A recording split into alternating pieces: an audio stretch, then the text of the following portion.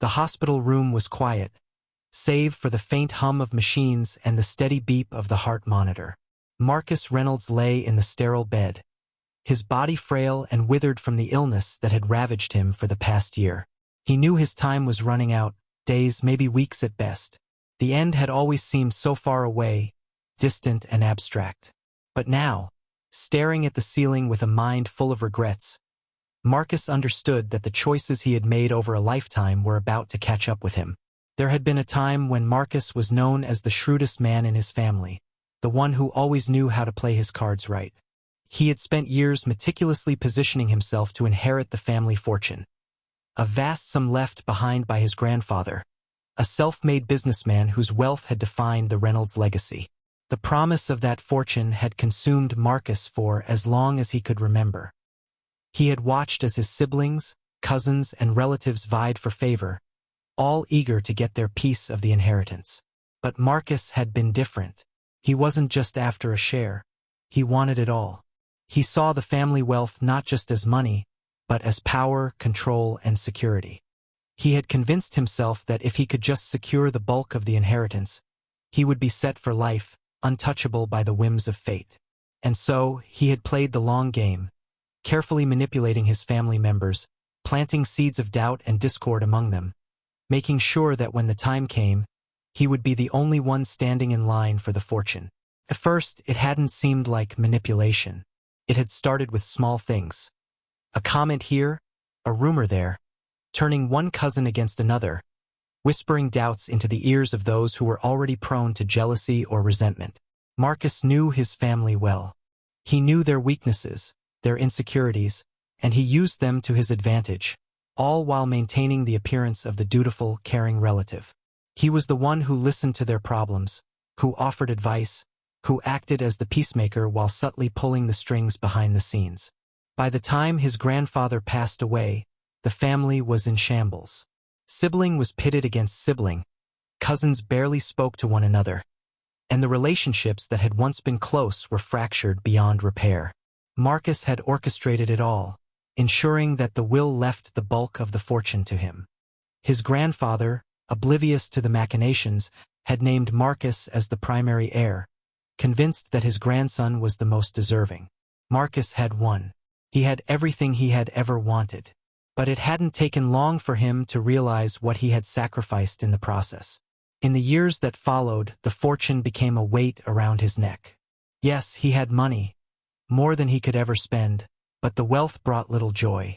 His family, once large and vibrant, had drifted away from him. The cousins and siblings who had once trusted him now kept their distance, suspicious of his every word and action. His siblings, Jonathan and Claire, whom he had been closest to as children, had cut him off entirely. The family gatherings that had once been filled with laughter and warmth were now cold, strained affairs. Marcus had thought that having the fortune would fill the emptiness inside him, but instead, it had only made him lonelier. The relationships he had once taken for granted were gone, and the connections that had once meant everything had withered, poisoned by his own ambition. And now, lying in this hospital bed, knowing that his time was nearly up, Marcus could see it all with painful clarity. He had manipulated the people he loved the most, and for what? Money? Power? In the end, none of it mattered. The fortune had done nothing to save him from his illness, nothing to shield him from the realization that he was going to die alone, with no one by his side.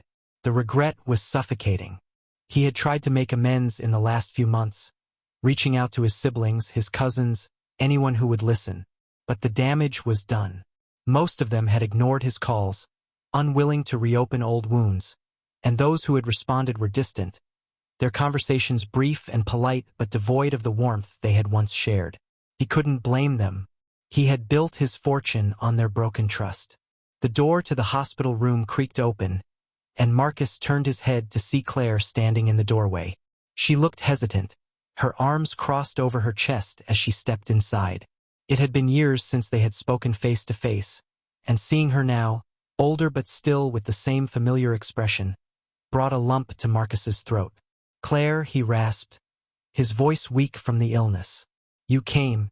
She nodded, her face a mixture of concern and guarded emotion. "I got your message," she said softly, walking closer to his bedside. "You said you wanted to talk." Marcus swallowed, the words he had rehearsed in his mind suddenly hard to form. I wanted to apologize," he began, his voice shaking. "For everything. For what I did to the family. He paused, gathering his strength. "I manipulated all of you, and I didn't care about the cost. I thought the money would make everything better, but I was wrong. I've been wrong for a long time." Claire didn't respond right away. She stood there, looking down at him, her expression unreadable. Finally, she sighed, a heavy sound that seemed to carry the weight of years of pain and disappointment. "I knew," she said quietly, surprising him. "We all knew, Marcus. Maybe not at first, but over time we saw what you were doing. We just didn't want to believe it." Marcus closed his eyes, shame washing over him. I thought I could fix it. Before it was too late." Claire shook her head. "You can't fix everything with an apology. There's too much history. Too many lies." "I know," Marcus whispered, "but I don't want to die without trying." For a long moment, Claire didn't speak. The silence stretched between them, heavy with everything that had gone unsaid over the years. Finally, she reached out and took his hand, her touch hesitant but real. "We're all broken, Marcus," she said softly. "But maybe it's not too late to start mending some of the pieces. You hurt us, yes, but we're family. That still means something." Tears welled up in Marcus's eyes, and for the first time in years, he felt something close to hope. It wasn't forgiveness, not entirely, but it was a start. He had spent a lifetime chasing a fortune that had brought him nothing but isolation. But in these final moments, he realized that true wealth wasn't in the money or the power he had sought. It was in the relationships he had sacrificed, the people he had pushed away in his quest for more. Claire sat with him for the rest of the afternoon, their conversation slow, tentative, but real. It wasn't a perfect resolution, but it was enough. And as the sun began to set outside the window, Marcus felt a strange sense of peace wash over him. He had lost so much in his pursuit of wealth, but maybe, just maybe, he had found something far more valuable in his final days. A chance at redemption, however small. The fortune, in the end, had been nothing more than a hollow promise. But the love he had once had, the family he had forsaken, that was the true treasure. And for the first time in his life, Marcus understood that.